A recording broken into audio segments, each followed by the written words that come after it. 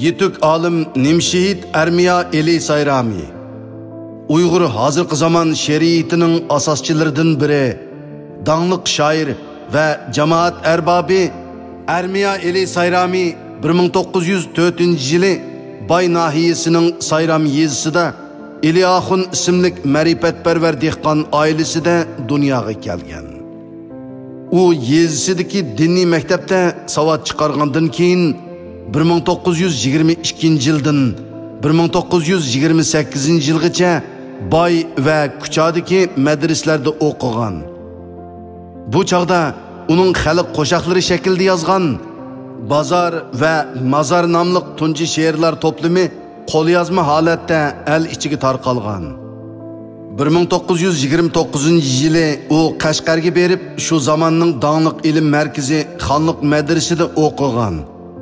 Ermiya Eli Sayrami kichigidinla zulmga, jaholatga qarshi isyonkor xarakterini yetildirgan ham bu xil ruhni hurlikka erishishning, ma'rifatlik bo'lishning, yuksak vatanparvarlikning xormas energiyasiga ham ijodiyatdagi harakatlantirgich kuchga aylantirgan bo'lib, Xonliq madrasasida o'qigan mezgilda Madara Aizam cho'ng yarashtirish nomli she'rlar to'plami bilan muhabbat temasida yozilgan Anvarul Huda Haqiqat nurlari nomli qasidasini ro'yobga chiqarib, talantliq shoir sifatida tonilgan. 1933 yili Qashqarda zulmga qarshi xalq qo'zg'oloni portlaganda Ermiya Eli Sayrami uningga aktiv qatnashgan ham bir qitimliq jangda bo'yniga o'q tegib hayotidan ayrilg'ili tasliq olgan. Uning mo'jizlarcha hayot qolganligini ko'rgan sabdoshlari shu kundan boshlab uni Nimşehit, ya'ni yerim shehid deb atashga boshlagan. Shunga u doktorxonadan chiqqandan keyin yozgan she'rlarini Nimşehit degan taxallus bilan e'lon qilgan. U yurtiga qaytib kelgandan keyin yangicha ma'rif va oqartish ishlari bilan aktiv shug'ullangan. 1936 yili 2-oyda Bilim ishqida nomli mashhur she'rini yozib, butkul O'rta Osiyoda zilzila paydo qilgan. Nimşehit 1936 yilning keyingi yarmidan 1945 yili 1-oygacha Aqsu gazeti tahrir bo'limida muharrir bo'lib ishlagan. Bu mezgilda u Uyg'ur xalqi orasiga keng tarqalgan Ming O'y va Farhod she'rin haqidagi rivoyatlarni to'plash, ratlash va tadqiq qilish orqali Ming O'y va Farhod she'rin nomli mashhur dostonni yozib, dunyoviy ulug' shoir Navoiydan keyin bu o'lmas temini o'zgacha tafakkur va badiiy iste'dod nuri bilan yo'ritgan. Nimşehit 1945 yili 10-oyda Sharqiy Turkiston Milliy armiyasining Oqsuga tushgan qismi bilan billa G'uljiga chiqib ketgan, ham Milliy armiya bosh qo'mondonlik shtabi tashkil qilgan tarix yozish ishxonasida ishlagan.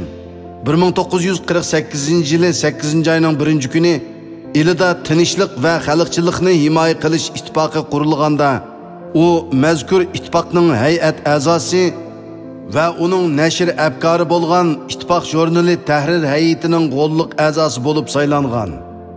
Bu mezgilda u Ming O'y va Farhod she'rin dostonini to'liqlab yozib, Ili gazetida e'lon qilgan ham o'z xarajati bilan 3000 nusxa bostirib tarqatgan. U bu jarayonda nuqul she'riyat bilan shug'ullanib qolmay, yana sahna asri ijodiyati bilan shug'ullangan. 1949 yildan keyin u hech qanday amal va imtiyoz tamasida bo'lmay, yurtiga qaytib kelib, onasi va qarindoshlari bilan birga oddiy puxroliq turmushini kechirgan, ham davomli ijodiyat bilan shug'ullangan. Nimşehit 1960 yildan boshlab badiiy ijodiyatning mo'l ham yuqori pallasiga qarab qadam tashlagan.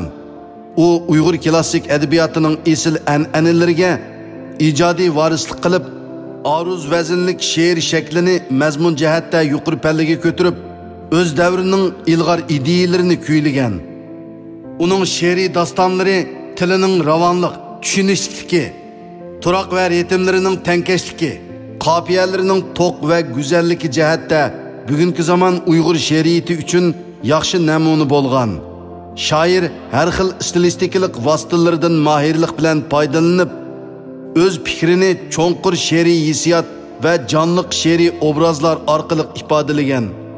Hukumlashtirish, qilibbozlik, sho'arvozlik, kalendarchilikdek xohishlardan tirishib saqlangan. Nimshid she'rlarida ifodalangan demokratik ideya, vatanparvarlik va ma'rifatparvarlik ruh uning haqiqiy vatanparvar, xalqparvar shoir, yangi davrning yolqinliq kuychisi ekanligini isbotlaydi. Shoirning o'z vaqtida bir qo'liga qalam, bir qo'liga alam elib, xalqimizning milliy ozodlik ishlari uchun singdirgan jafoliq amgaki uning kurashchan, jangovar hayotining misoli. Afsuski shoir zo'r ijodiy qizg'inlik bilan Ming o'y va Farhod Shirin dostonini oxirgi qitim to'liqlab yezib bo'lib, Gör og'zidan yonganda nomli she'riy romani va Yusuf Zulayxa dostoni ustida jiddiy ishlayotgan paytda atalmış medeniyet zo'r inqilobidan iborat siyosiy terrorlik harakati portlab, uning ashu qimmatli ijodiy amgaklari vayron qilib etilgan va o'zimi mislsiz eg'ir xo'rliqlar va nohaqchilik tufaylidan 1966-yili yoz oylaridan toki 1971-yili 8-oyning 24-kuni echinishli holda bu olam bilan xo'shlashganga qadar tasavvur qilg'usiz ruhiy, jismoniy jihatdan qattiq ziyonkashlikka uchirgan.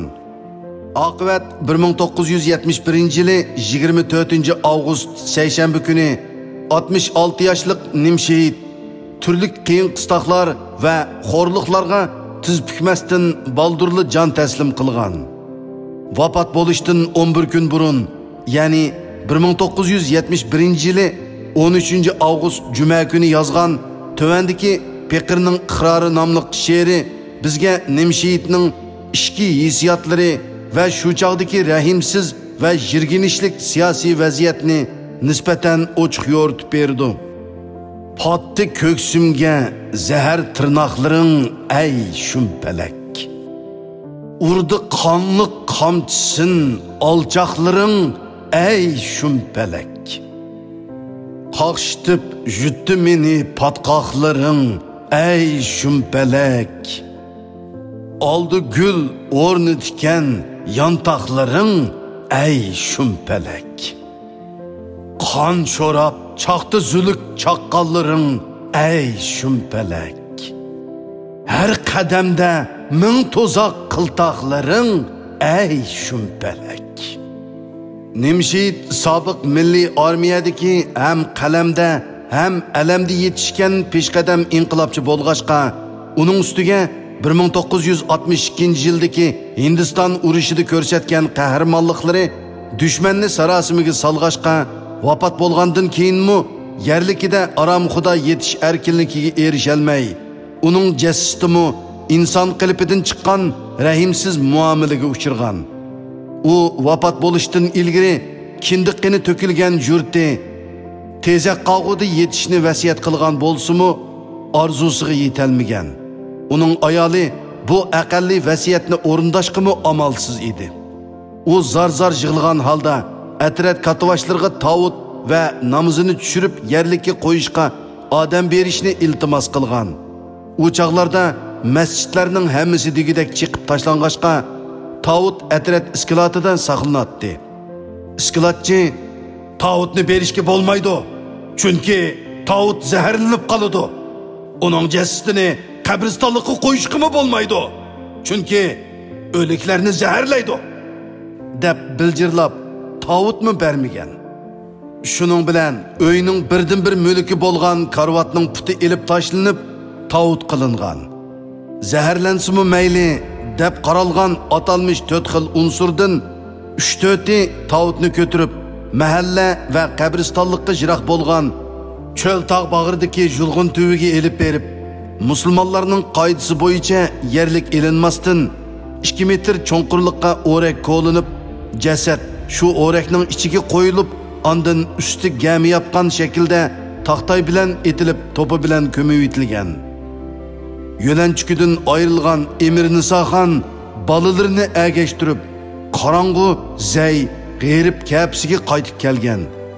Lekin yo'riq kunlar uningga nisb bo'lmay, 1975 yili 6 ayning 29 kuni yakshanba jabr japa va dard alam dastidan bellari mukchaygan bu chidamchan ana bu vafosiz dunyo bilan baldurli vidolashgan.